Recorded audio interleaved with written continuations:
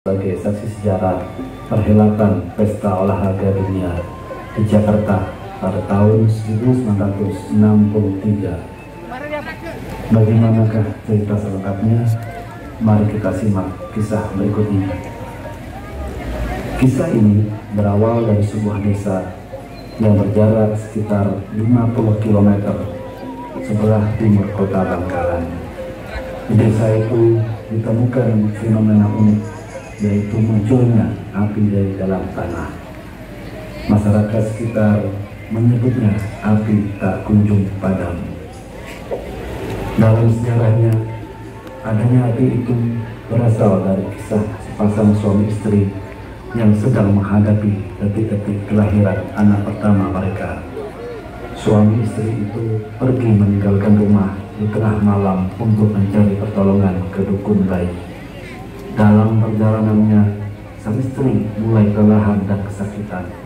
Akhirnya sang suami memutuskan meninggalkan istrinya di sebuah gunduk kosong dan melanjutkan perjalanannya sendirian.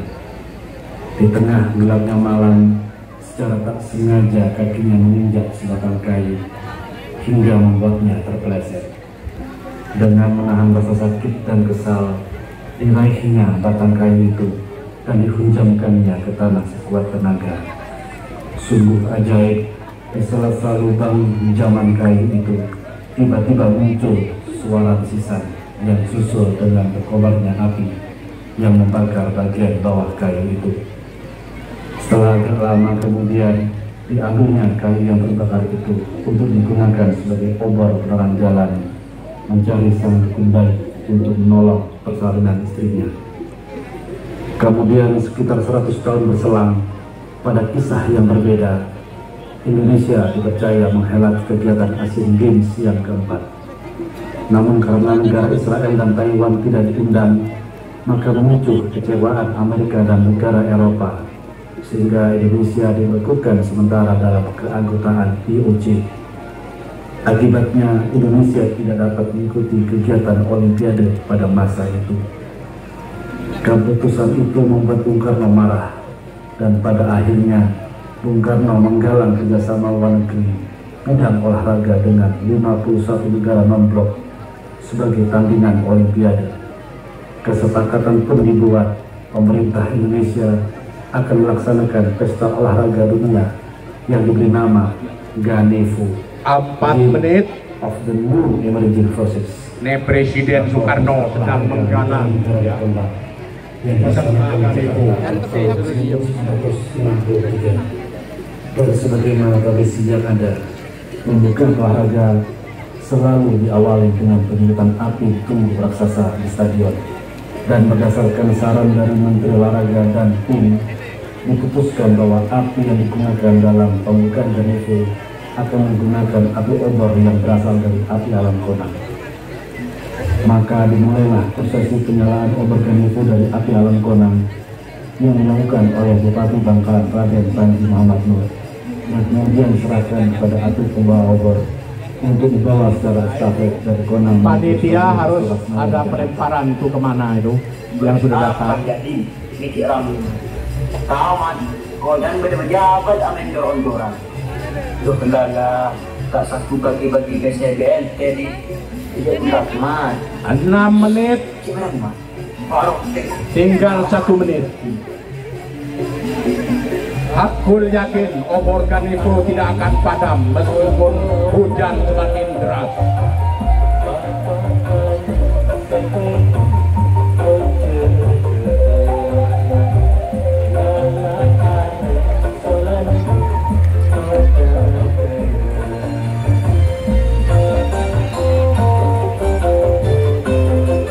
Bersiap-siap di belakangnya Kecamatan Trake.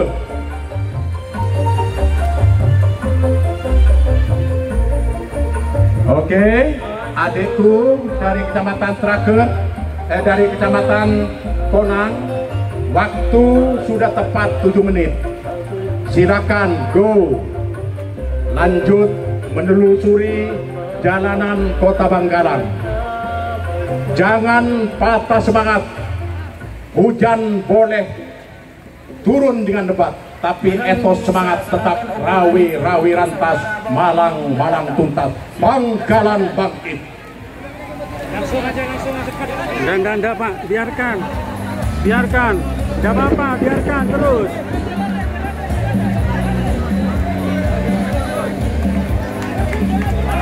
Ada semangat api ganefu, ya, maki lecen nabu pat naput boleh. Inilah semangat ganefu, meskipun sempat tergelincir, namun bangkit dan kembali berlari, kencang membawa obor ganefu. Jasa dari Presiden RI yang pertama, Insinyur Soekarno, deklarator proklamasi kemerdekaan.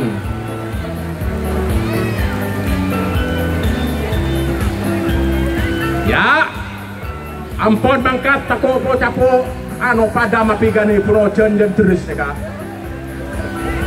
Silakan konang. Berikutnya tampilan dari Kecamatan Trageh yang kali ini akan membawakan fragmen sebuah legenda yang amat populer di tanah Madura, yaitu Raga Patmi, salah satu tokoh terkenal dari legenda bangsa Carab.